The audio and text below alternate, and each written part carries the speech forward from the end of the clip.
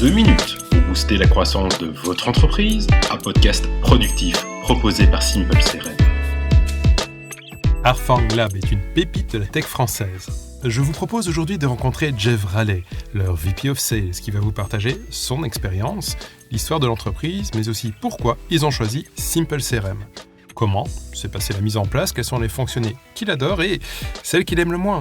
Bref, pas de tabou, ce podcast est un partage d'expériences. À signaler que l'interview a été réalisée via un outil de vidéoconférence, ce qui explique le son moins qualitatif qu'à l'ordinaire. Bonne écoute et à bientôt. Bonjour Jeff, bienvenue dans ce podcast. Bonjour Brice, merci pour votre accueil.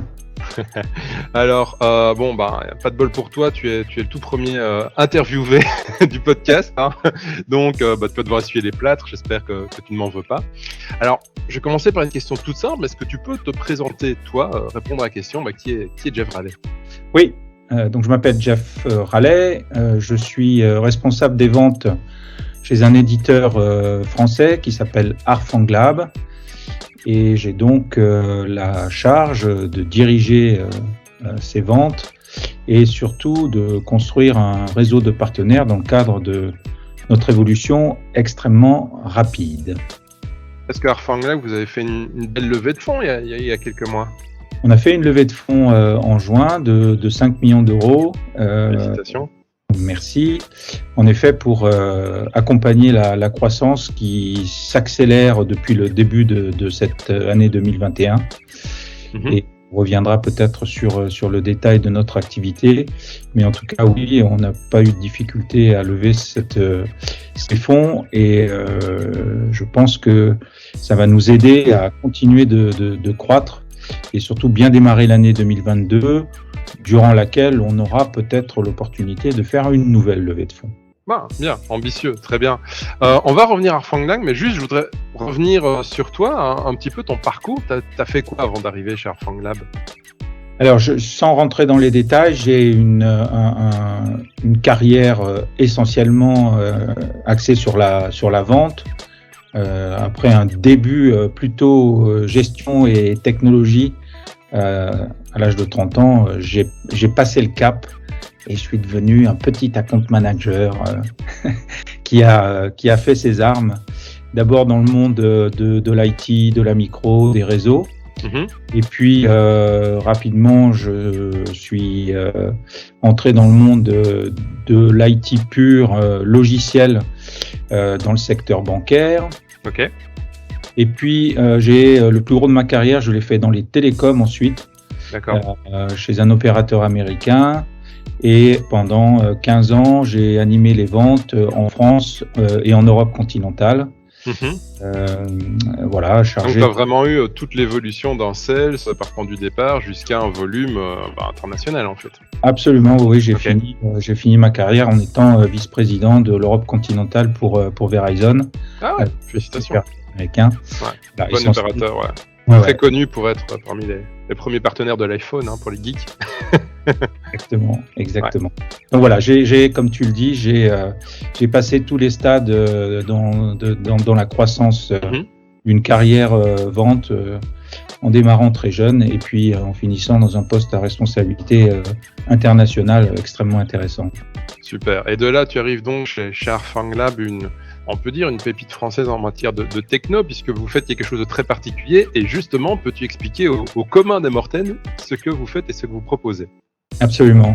En effet, Harfang Lab, il faut dire le nom en entier, sinon je vais me faire rattraper par notre CEO. Donc, Harfang Lab, début février, m'a demandé d'intervenir chez eux pour définir la stratégie commerciale, équiper cette force commerciale d'outils, et ça va être le sujet de notre conversation, et puis participer au recrutement. Et puis comme j'étais là, comme il n'y avait aucun membre de l'équipe commerciale encore à bord, d'assurer la gestion du business au jour le jour. Parce que en effet, nous sommes dans une activité très spécifique, mais très simple à comprendre. Harfang Lab est un éditeur de logiciels qui produit un logiciel donc qui vise à protéger les stations et les serveurs d'une infrastructure IT. Donc, au-dessus d'un antivirus, parce que ce n'est pas un antivirus, au-dessus d'un antivirus, nous installons un logiciel qui va avoir 3 fonctions principales en matière de cybersécurité. Détecter s'il y a une menace à travers une activité qui est déclenchée. Analyser cette menace si elle n'est pas très, très claire. Les cybercriminels sont extrêmement intelligents, extrêmement productifs, c'est un métier. extrêmement imaginatifs. Et donc, tous les jours, ils inventent de nouvelles alertes. Donc, il faut pouvoir analyser ces alertes. Et puis, une fois que l'alerte est analysée, quel qu'en soit le résultat, c'était une vraie alerte ou c'était pas une vraie alerte, on procède à ce qu'on appelle la remédiation, c'est-à-dire qu'on met un point final à l'alerte en question. D'accord. Donc, c'est un outil qui s'installe, comme je viens de le dire, sur les stations et les serveurs et qui protège tous les postes de travail dans une entreprise, qu'elle soit petite, moyenne ou grande. Donc si je synthétise, une entreprise un peu structurée va avoir un firewall pour essayer que les méchants hackers ne rentrent pas sur le réseau. Ils vont avoir un antivirus. Un antivirus a une base de données qui lui permet d'identifier différentes sortes de menaces. Et vous allez plutôt être dans un aspect prévention, proactivité, où vous allez repérer quelque chose qui n'est pas normal dans l'activité des machines et remonter ça, je suppose, à un administrateur réseau système, un responsable informatique pour dire attention, il y a ça qui se produit qui nous semble bizarre, on a analysé ça et on a telle piste, telle conclusion pour qu'ils puissent ensuite, je suppose, mener des actions alors. Oui, c'est exactement ça. Bien qu'on ait des firewalls et plein d'outils qui tentent de sécuriser les réseaux, les hackers arrivent à entrer dans ces mêmes réseaux par divers moyens, qu'ils soient physiques ou qu'ils soient logiciels, le fameux phishing avec les emails, mais il n'y a pas que ça. Et effectivement, on va analyser si jamais le hacker atteint un réseau local et atteint un poste de travail ou un serveur, on va analyser l'activité, on va déterminer qu'il y a effectivement danger, et comme tu le dis, on va remonter ça sur un serveur central, on appelle ça un manager, qui lui-même fait partie d'une architecture de supervision cyber un peu plus complète. On appelle souvent ça un SOC, Security Operating Center. SOC qui est là pour manager l'activité cyber sur un réseau et qui va dire tiens, l'EDR d'Arfanglab me remonte une alerte et je le vois sur ma console. Et je prends, en tant qu'analyste, je prends les actions et les décisions qui sont relatives à cette alerte. Donc, du coup, on n'est pas sur une solution pour l'indépendant, la TPE ou même la PME. On est déjà sur des entreprises qui ont au minimum, de toute façon, un responsable informatique avec les capacités, la culture et le savoir pour comprendre les informations transmises et prendre des décisions. Donc, vos clients, c'est plutôt qui, des boîtes de quelle taille à peu près ? Nos clients sont de toute taille. D'accord. J'ai l'habitude de dire que vous soyez une PME avec 5 postes de travail, un très grand compte avec 200 000 postes de travail. D'accord. Vous êtes soumis dans le principe, alors pas forcément avec le même intérêt, mais en tout cas dans le principe, vous êtes soumis tous aux mêmes attaques. Même intérêt, je te coupe 2 secondes, je dirais que oui quand même, parce que malheureusement, nous, on a régulièrement des TPE, des boîtes, comme tu dis, de 5-10 personnes qui nous disent, voilà, on a eu un ransomware, on avait un ERP installé en local, on a perdu tous nos stocks, toute notre comptabilité, on doit recommencer à zéro. Il y en a certains qui mettent la clé sous la porte, comme ça arrive malheureusement. Il y en a d'autres qui repartent, donc malheureusement, ce qui est fou, c'est qu'à notre époque, qu'on soit petit ou grand, les menaces peuvent être les mêmes. C'est tout à fait ça. Alors, ce que tu disais est tout à fait vrai. On ne peut pas manager un EDR, puisque c'est le nom de cette famille de logiciels. On ne peut pas manager un EDR comme un antivirus. C'est pas un logiciel sur étagère que l'on installe et qui fait tout seul sur le poste. Il y a nécessité absolue d'avoir un prestataire de service qui va assurer le management de notre logiciel ou d'un logiciel EDR d'une façon générale. Parce que tu as raison. En plus de ça, la maturité cyber et la connaissance cyber au sein des entreprises est très variable et elle est systématiquement nulle dans les entreprises de petite taille, les petites collectivités locales, puisqu'on On parle aussi du secteur public, bien évidemment. Cette maturité, elle est tout à fait inexistante.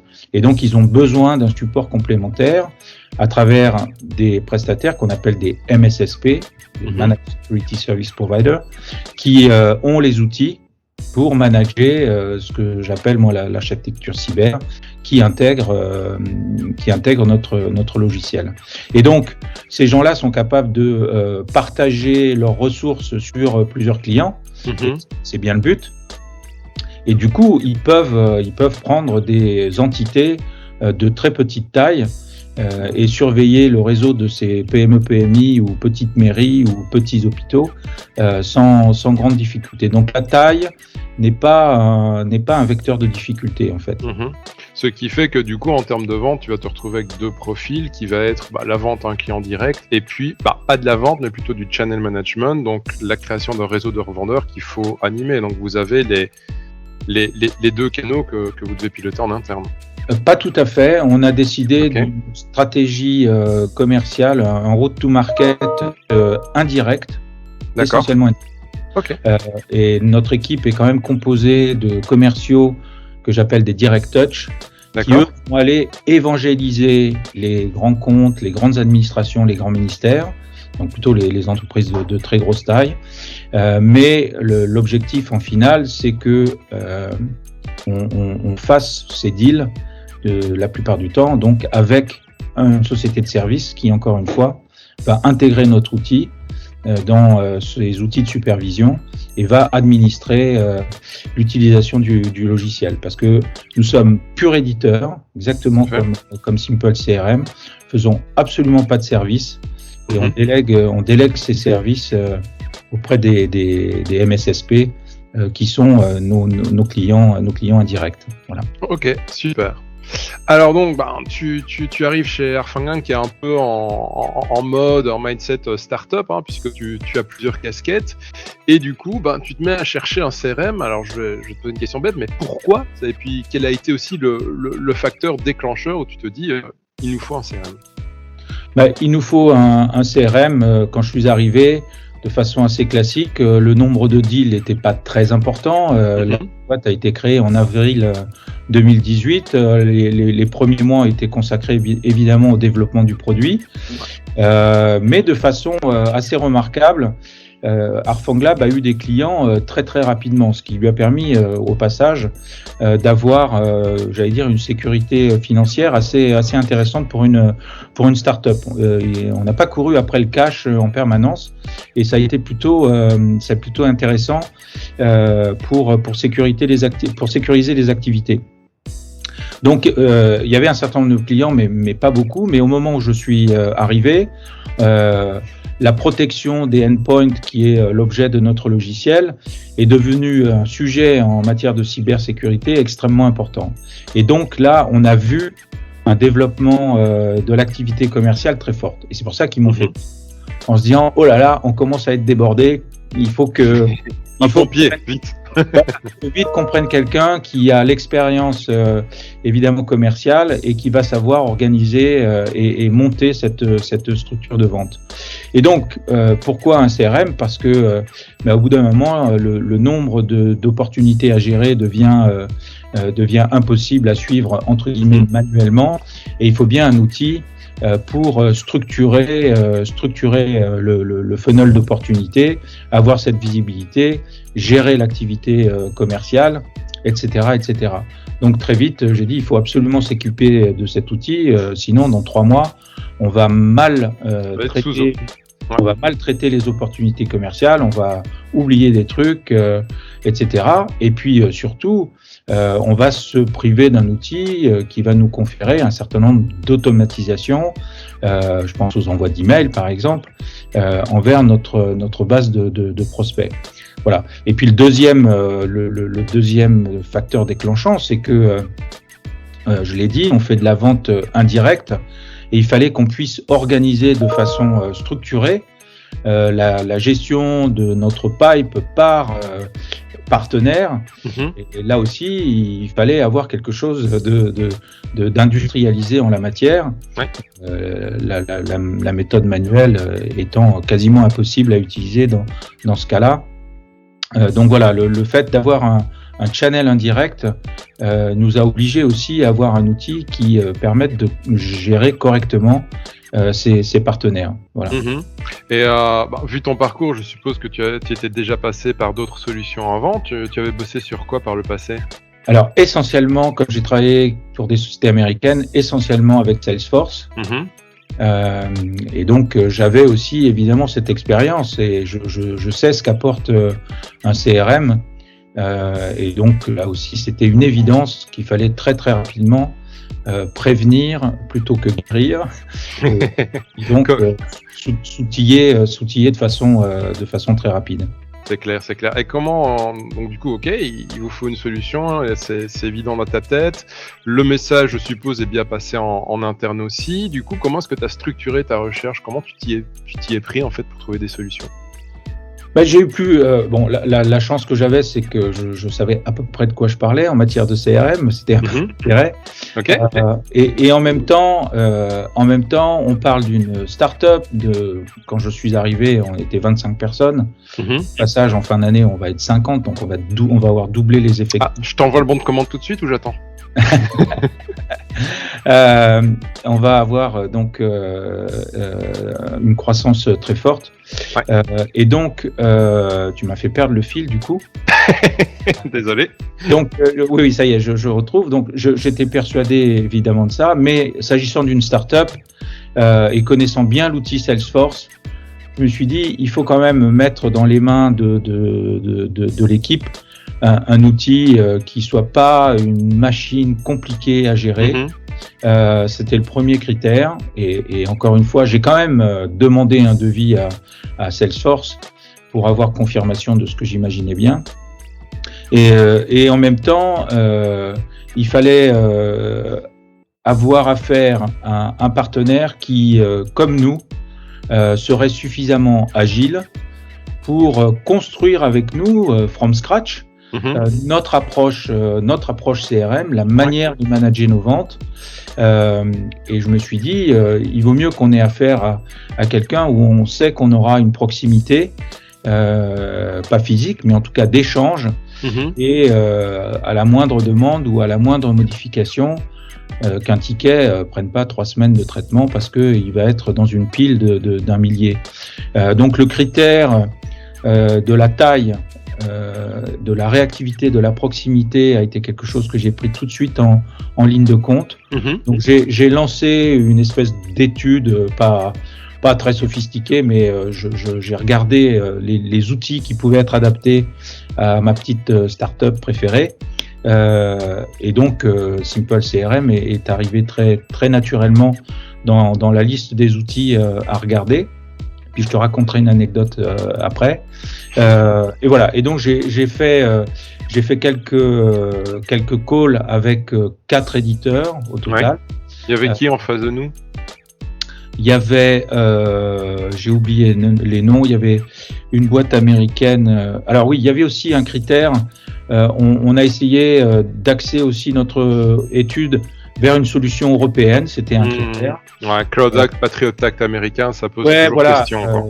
Parce que c'est un peu notre credo également, d'être une société française, d'avoir un logiciel français qui se trouve dans un cloud souverain européen et qui n'envoie pas les données effectivement chez nos amis les GAFA qui vont avec la NSA probablement faire on ne sait pas trop quoi de ces mêmes données. Donc c'était un critère. J'ai quand même dans la taille de société que je cherchais, il y avait un américain en plus de Salesforce dont j'ai parlé tout à l'heure, mais on a sollicité plutôt des sociétés européenne et je t'avoue que j'ai oublié les noms. Donc, c'est pas grave que tu aies oublié tous nos concurrents parce que tu es tombé fou amoureux de Simple CRM, moi ça m'arrange. Voilà. Et donc l'anecdote que je veux bien partager, c'est que on a fait donc le choix de Simple CRM et puis je ne sais pas 15 jours après, je suis tombé sur une analyse qui existait sur internet qui faisait une revue assez exhaustive. Je sais pas, d'une quarantaine de CRM, donc c'était assez large. Et puis donc il y avait, je sais pas, une trentaine de critères Alors, et dans ces CRM, il y avait Salesforce aussi. Enfin, il y avait les gros du marché. Et si tu as pas eu ce truc-là, j'essaierai de te le retrouver et de te l'envoyer. Ouais, c'est intéressant. Mais même face à des gros, je me suis aperçu que Simple CRM cochait 98% des critères qui étaient en abscisse. Et je me suis dit, bah voilà, ça conforte mon choix, qui avait été fait sur des bases évidemment plus pratiques et probablement moins exhaustives que cette analyse. Mais voilà, ça m'a conforté dans mon choix après coup. Donc, c'est chouette. C'est un truc qui revient assez souvent de boîtes qui font des gros benchmarks de solutions. J'en ai encore une hier qui était en Martinique, tiens, pour le coup. Ouais. Ils m'ont dit, mais c'est dingue parce qu'on a fait, eux, ils analysent aussi une quinzaine de solutions. Ils me disent, mais vous cochez tout, quoi. Vous avez une offre. Et c'est vrai que bon, Simple CRM, une solution simple, mais un écosystème de solutions par derrière qui est vaste. Qu'on explore ou pas, hein, chacun sa religion et ses besoins, donc ça c'est plutôt chouette. Bien. Après, comment est-ce que tu as organisé l'implémentation du Simple CRM en interne? Parce que bon, l'arrivée d'un CRM, c'est quand même une mini révolution. Comment ça s'est passé? Alors, j'ai fait ça de façon progressive et très sincèrement, on a dû démarrer en avril de mémoire. Je fais ça de façon très progressive et pour être très transparent, on n'a pas encore, je pense, utilisé toute la substantifique moelle de notre outil CRM. Et donc, le premier objectif que je me suis donné, c'est une gestion du process vente depuis l'ouverture d'une opportunité jusqu'à sa facturation. Et ça, j'ai fait en sorte que ce processus-là soit correctement implémenté et évidemment correctement compris par les utilisateurs qui sont maintenant à bord. Mais il m'a fallu comprendre, venant d'un environnement Salesforce où la base du produit est la gestion de l'opportunité, contrairement à Simple CRM qui a ce que j'appelle des objets un petit peu différents, avec les interactions, les projets, etc., qui sont quelque chose de particulier, qu'il m'a fallu d'abord bien digérer, bien comprendre, et surtout bien utiliser avec cet objectif d'avoir une gestion des opportunités extrêmement claire, extrêmement fluide, qui permettent un reporting là aussi le plus clair possible, de façon à ce que les fondateurs et le CEO en particulier d'Arfang, grâce au CRM, puissent immédiatement dire ben voilà, j'ai tant d'opportunités, voilà ce qui va être closé ce trimestre, enfin une gestion tout à fait classique évidemment, un funnel d'opportunités par rapport à mes objectifs, etc. Donc implémentation progressive. J'ai pris un peu la main, puis on a, avec le CEO, on a passé beaucoup de temps au paramétrage. On a d'ailleurs fait quelques erreurs, mais qu'on a pu rattraper grâce notamment à votre aide sur certains sujets. Et je pense que là, on est arrivé à quelque chose d'assez définitif en matière de gestion commerciale. Donc on est allé jusqu'à utiliser évidemment le RP d'une façon systématique, puisqu'on fait les factures aujourd'hui grâce à l'outil. Les zones qui nous restent à bien utiliser maintenant, c'est toute la partie marketing, et je sais que l'équipe, au moment où on parle, est en train de se poser beaucoup de questions pour faire des gestions de campagne grâce à l'outil. Oui. Et la deuxième activité qu'on n'a pas trop utilisée, c'est toute la partie qui est avant le déclenchement d'opportunités. Donc, c'est la partie prospection. Tout ce que peut apporter en matière d'agenda et de warning les interactions du logiciel. Donc, tout ça va être utilisé là, au moment où on parle, puisque on a fait venir un petit alternant dont la mission est d'avoir une activité essentiellement de prospection, de cold calling, et donc d'utiliser ce que peut nous apporter les logiciels en matière de management de cette activité de prospection. Voilà. Alors là, tu abordes beaucoup de choses intéressantes qu'on pourra un peu creuser, mais je vais pas aller trop en profondeur. Hein. Juste de 1, c'est sûr que il serait vraiment intéressant que toutes les plannings de tout le monde, que tout le monde bosse dedans. Pourquoi ? Parce qu'au plus il y a de data dans le CRM, au plus ça va te donner des possibilités d'exploration. Par exemple, le module Big Data Mining, où tu peux dire donne-moi la liste des contacts qui n'ont plus de contact avec nos équipes, plus d'échanges depuis 10 ou 12 mois par exemple. Ça te fait une liste que tu peux envoyer dans l'outil newsletter ou campagne de prospection. Tu peux dire que ton alternant doit appeler tous ces gens d'ici la fin du mois et ça va répartir la charge d'appel dans son planning de travail. Donc ça, c'est très cool. Deuxième point, si la personne est au téléphone, relier la téléphonie au CRM.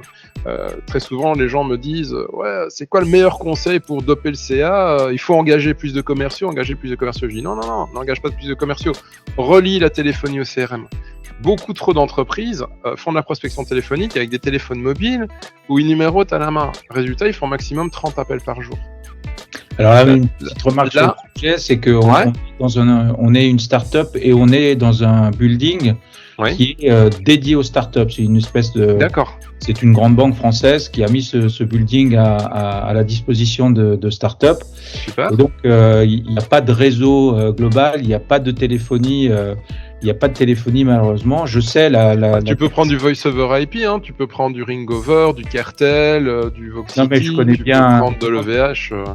Venant des télécoms, je connais bien le sujet effectivement. Mais on a décidé de pas encore investir dans un système de téléphonie propre. Et effectivement, moi le conseil que je donne toujours, c'est au lieu de faire 30 appels. T'en fais minimum 60 jours, tout simplement parce que tu cliques, simple numéro, tu tombes sur un répondeur, tu cliques, numéro, pas de réponse, message sur répondeur, ça met à jour la fiche, tu fais le suivant. Si je prends un gars chez nous comme Eric qui tourne à une moyenne de 1400 appels par mois, parce que c'est de l'abattage, on clique, c'est un numéro, top, on met un feedback, etc. Donc ça permet vraiment de doper les résultats commerciaux. Donc comme je dis toujours, avant d'engager, juste prendre une vraie ligne téléphonique, ça coûte entre 30 et 180 euros par mois en fonction de l'opérateur. C'est un super bon investissement. Ensuite, deuxième point, quand on ramène tout le monde dans le CRM, c'est au bout d'un moment, tu auras beaucoup de data et du coup, l'IA se met en route. Et l'IA va pouvoir commencer à donner des conseils stratégiques, ce que tu n'as pas encore actuellement parce qu'il n'y a pas assez de données. Il va te dire, attention, il y a Pierre, ça fait 5 jours qu'il est sur ce ticket de support, il avance pas. Jean n'a pas relancé ce client depuis 10 jours alors que c'est une opportunité d'un tel montant en priorité 5, ce qu'il faut pas, etc. Donc chacun a une assistante qui va le coacher, donc ça c'est plutôt sympa. Et puis le marketing, si je me souviens bien, ils ont déjà commencé à utiliser Simpleform, vous avez déjà fait des formulaires sur le site web landing page, donc ça c'est cool. Après vous avez pas mal challengé sur Zapier, qui est en ligne, qui a été remis encore il y a une mise à jour la semaine passée, si je dis pas de bêtises. Donc il y a pas mal d'outils. Alors maintenant, je vais poser une petite question dangereuse. Pour moi, c'est qu'est-ce qui s'est vraiment bien passé, 1 ou 2 points, t'as pas besoin de tout raconter. Et puis, qu'est-ce qui s'est moins bien passé, parce qu'il faut être honnête aussi. Raconte-nous un petit peu 1 ou 2 expériences.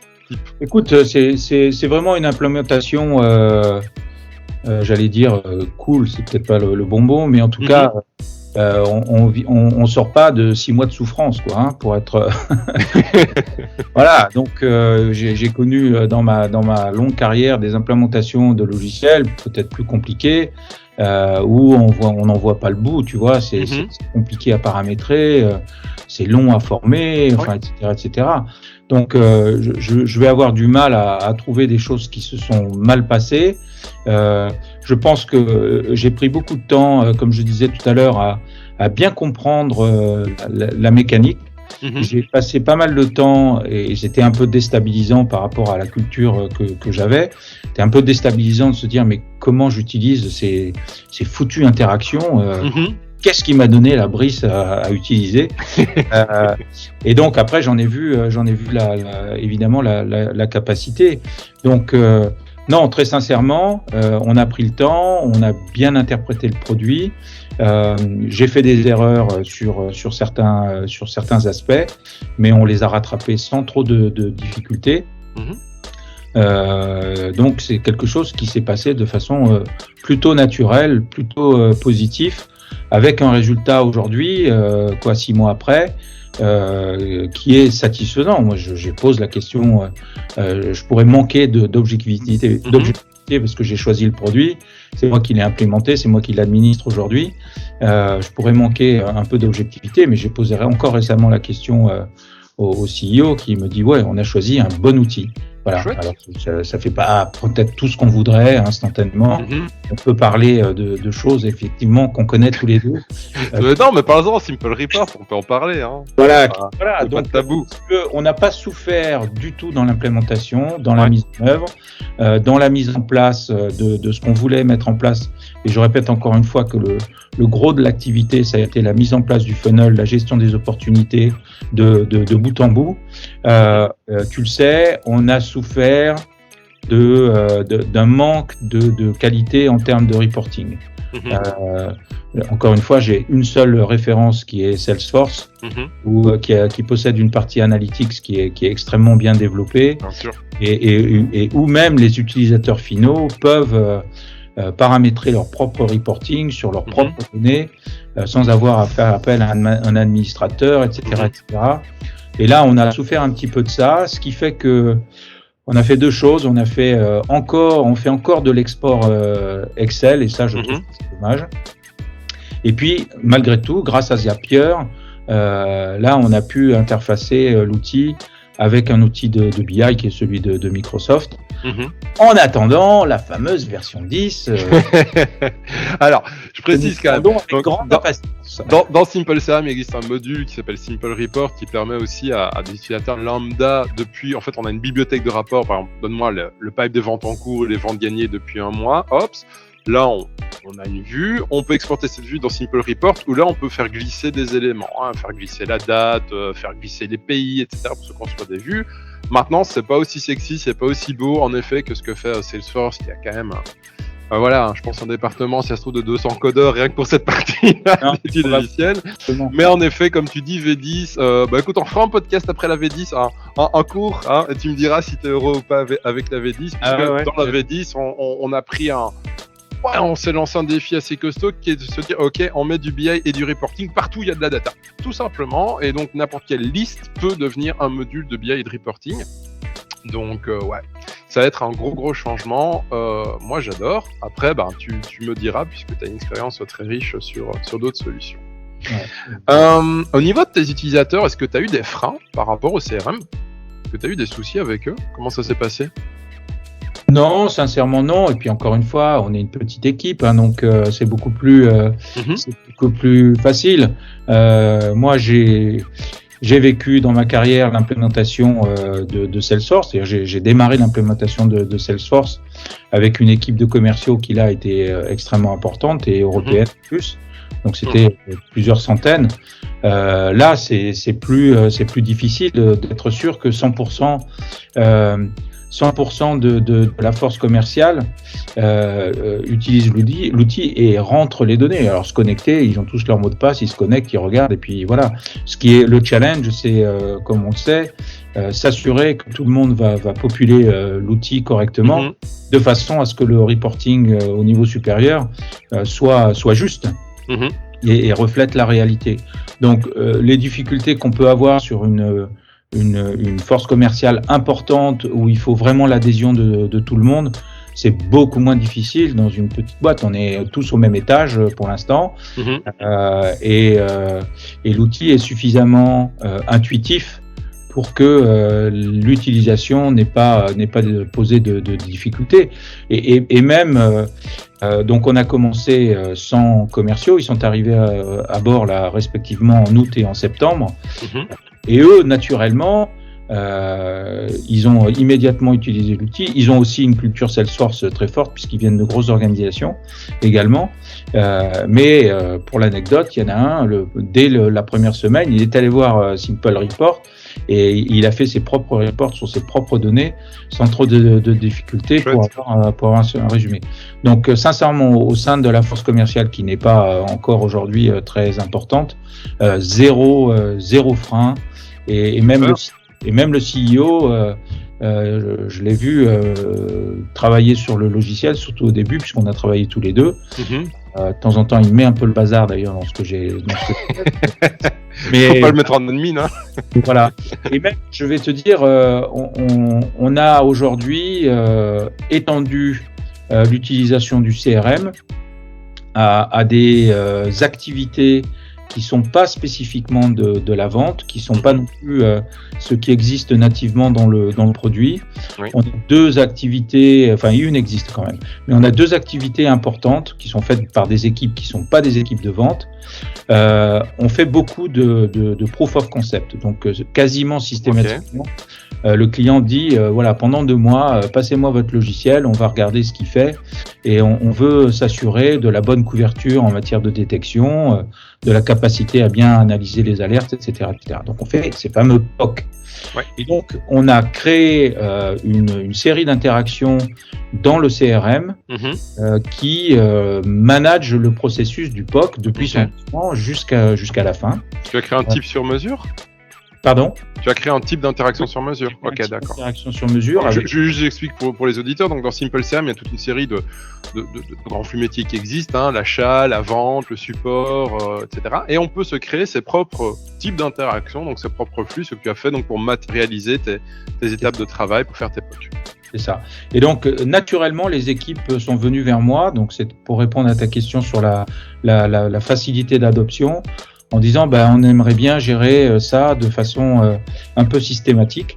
Et donc très rapidement, en plus, c'est l'intérêt, très rapidement on a mis au point ce type d'interaction et maintenant tous ces POC sont gérés de cette manière-là. Alors ils ont beaucoup de demandes du type Jeff, quand on a passé l'interaction numéro 3 dans le processus, j'aimerais bien qu'on envoie systématiquement un email, déclencher cet email automatiquement. Voilà, ils ont plein d'idées sur l'utilisation.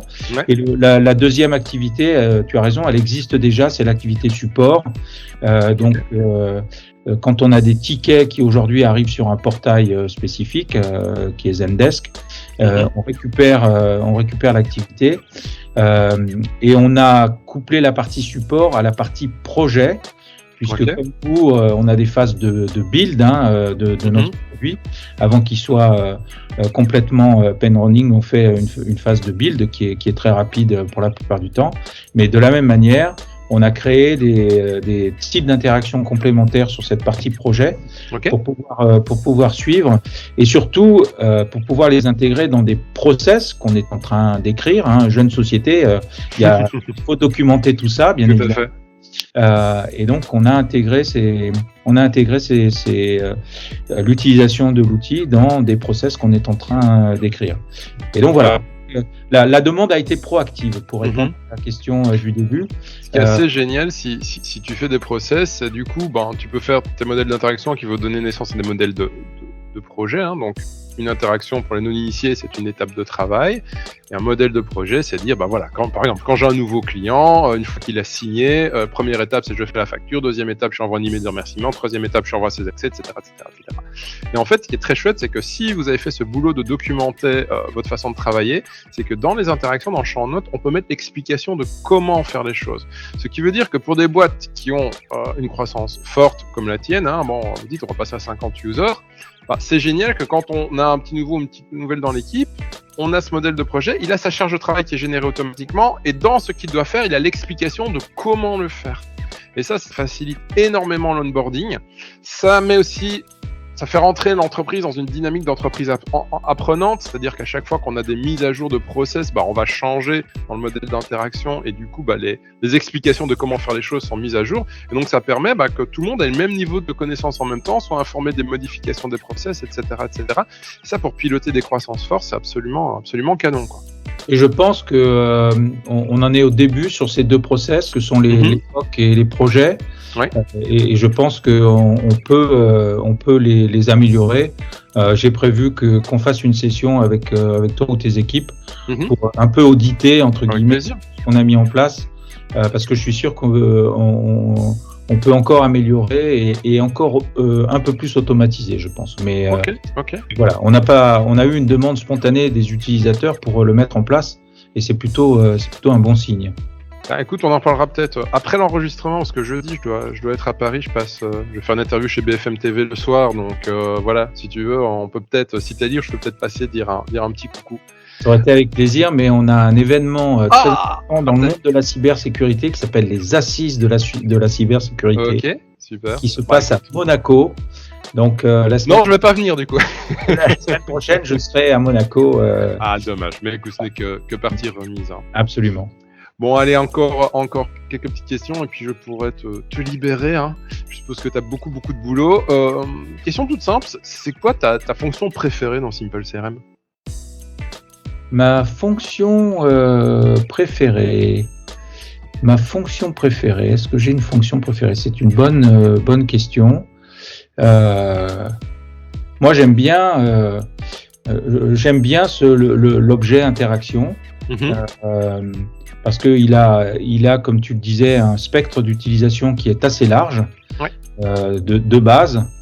Et puis, ce qu'on a bien aimé également, c'est la capacité de créer des champs customisés, que vous avez en plus très rapidement beaucoup amélioré, puisque on a une quantité de champs customisés à sa disposition qui est pas infinie, mais qui très sincèrement est suffisamment large pour convenir aux besoins de beaucoup d'organisations. Il y en a même presque trop. Voilà. Je dis ça parce que là aussi, pour l'anecdote, je me suis dit, allez hop, il n'y a pas de limite, allons-y, créons du champ custom, Puis je me suis aperçu après que c'était pas forcément intelligent. Donc je suis revenu un petit peu en arrière. Le danger, c'est tu risques de faire une usine à gaz et les gens vont pas remplir parce qu'il y aura trop de champs. Donc c'est user. Hein. C'est le deuxième truc. Et nous, de toute façon, on limite de base simplement pour des questions de performance d'affichage. Oui. Et donc voilà, je suis revenu un peu en arrière, mais j'ai conservé cette capacité et j'ai pu cumuler l'utilisation de certains champs custom, que ce soit pour les commerciaux qui sont les direct touch ou que ce soit pour les channel managers. J'ai mis des choses en commun au niveau de l'interaction et ça nous a fait gagner beaucoup de temps, y compris dans le reporting Excel qu'on a un peu automatisé.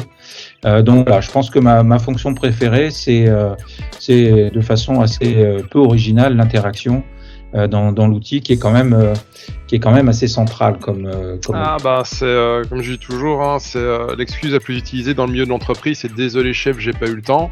L'interaction, c'est ce qui permet de gérer le temps, de le modéliser. Et donc c'est vraiment central et c'est vrai que on passe notre temps à gérer des interactions, donc le fait que ce soit souple et agile, c'est sympa. Dernière petite question, si tu devais donner un conseil à une boîte qui veut se lancer dans un projet CRM, ce serait quoi ce conseil ? Ce serait quoi ce conseil ? Alors évidemment, tout dépend de l'environnement, hein, de boîte, mais moi, je dis qu'il faut démarrer. C'est un peu ce que je disais tout à l'heure. Il faut démarrer avec un outil qui n'est pas une usine à gaz à implémenter. Où il faut un administrateur, où il faut des gens qui vont superviser l'outil. Il faut que l'outil soit suffisamment intuitif et en même temps personnalisable, de façon simple, pour pouvoir démarrer très vite. Sincèrement, de façon très honnête, est-ce que quand Arfanglab aura 250 collaborateurs, fera des millions de dollars de chiffre d'affaires, est-ce que Simple CRM sera toujours adapté ? J'en sais rien. Je pense que oui, parce que vous progressez également, et je sais que vous allez mettre des fonctionnalités tout à fait puissantes. Mais en tout cas, dans le contexte d'une start-up, d'une petite boîte de 50-100 personnes, le choix que nous on a fait était le bon choix. Et je répète également ce que je disais dans l'interview, c'est qu'on a eu la chance d'avoir une proximité avec tes équipes. Vous êtes comme nous, un éditeur à taille humaine.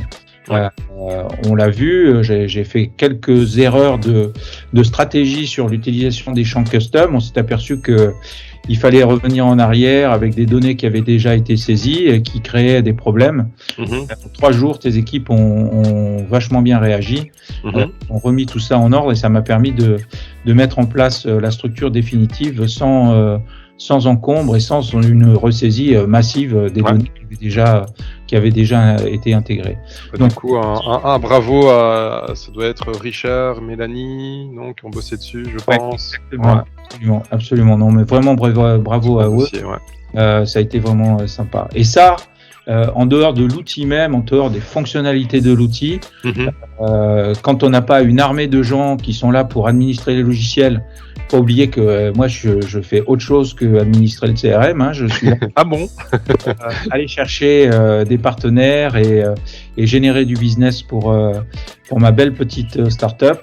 Et donc, il faut pouvoir faire les deux en même temps de façon simple et pas s'arracher les cheveux avec un outil qui serait très complexe. Donc, simplicité d'administration, ce qui est tout à fait le cas. Couverture fonctionnelle. On a aujourd'hui un outil de compta, mais on n'a pas de RP. Et même s'il est assez simple dans son contenu, pour démarrer, la fonctionnalité ERP de Simple CRM nous a tout à fait convenu. La capacité. Oui, tu utilises Simple CPQ ou pas? Non, pas encore. De toute façon, non. Donc pour ceux qui écoutent, Simple CPQ, c'est au lieu de faire un simple devis respectant les normes ISO, tout ce qui est plus classique, c'est qu'on peut avoir plusieurs types de mise en page avec une jolie couverture, des témoignages clients en fonction du profil client, les produits et services qu'on va mettre dans le devis, on va avoir automatiquement les fiches descriptives, etc. Donc au lieu de faire un simple devis, on fait un document qui a une tête de brochure. C'est intéressant puisque souvent, la personne avec laquelle on parle n'est pas le signataire, c'est un influenceur qui va aller le présenter au signataire final. Donc, ça permet d'augmenter tout simplement le chiffre de vente. Et puis, en termes d'image d'entreprise, c'est quand même vachement plus sympa, quoi. Non, mais ce qu'on a pu faire en revanche, et là aussi, vous avez fait des petites adaptations qui nous ont bien aidés, c'est que grâce à la fusion de documents qui est juste dans l'outil, on a développé des modèles de devis personnalisés, des champs spécifiques et notamment des champs custom qu'on a pu créer. Et grâce à cette fusion de documents, on est capable de sortir du cadre du logiciel et d'utiliser les devis natifs qui existent. Donc ça aussi, ça a été tout à fait intéressant pour nous. Donc chez Arfanglab, en fait, vous aviez une demande de mise en page vraiment beaucoup plus spécifique. Et là, du coup, on a modifié le système de fusion de documents pour qu'il puisse récupérer la liste des produits, tout simplement, de manière à vous donner toute l'amplitude et la souplesse qu'une suite bureautique offre tout simplement en termes de mise en page. Absolument. Super. Tout dernier point, j'ai dit que c'était la dernière question, j'ai menti, c'est très mal. Les gens qui veulent en savoir plus sur Arfanglab, qui veulent aussi suivre votre actualité, etc., ils font comment? Ils vous trouvent où? C'est quoi le site web? Vous avez un LinkedIn? Ça se passe comment? Vous êtes où? On est partout sur les lieux traditionnels de communication, bien sûr sur LinkedIn. J'invite nos auditeurs effectivement à nous suivre. Le nombre de followers augmente tous les jours de façon sensible. Vera fait un gros boulot.